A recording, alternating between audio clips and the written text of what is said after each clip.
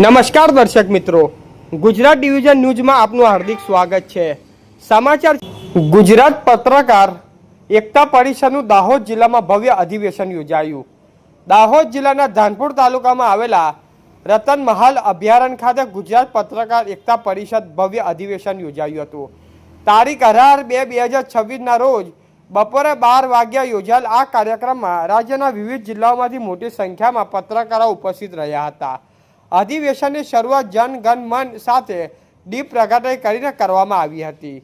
કાર્યક્રમમાં પરિષદ પ્રદેશ અધ્યક્ષ શ્રી લાભુભાઈ કાટોડિયાની અધ્યક્ષપણે સભા યોજાઈ હતી।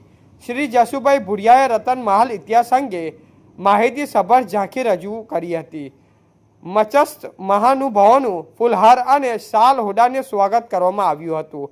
રાજસ્થાનથી આવેલા મહેમાનો, અધિકારીઓ અને સમાજના શ્રેષ્ઠીઓ પણ આ પ્રસંગે હાજર રહ્યા હતા। અધિવેશન દરમિયાન પત્રકારો માટે ચા, નાસ્તો અને ભોજનની ઉત્તમ વ્યવસ્થા કરવામાં આવી હતી। સાથે જ પત્રકારોને 10 લાખ રૂપિયાની નિઃશુલ્ક અકસ્માતોની વીમો આપવાની મહત્વપૂર્ણ જાહેરાત કરવામાં આવી હતી।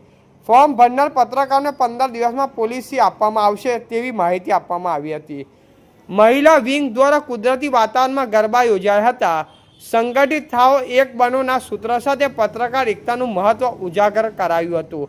સમગ્ર આયોજન માટે દાહોદ જિલ્લાના ટીમ અને ફોરેસ્ટ વિભાગો આભાર વ્યક્ત કરવામાં આવ્યો હતો। રિપોર્ટર રમેશ કુમાર દહમા।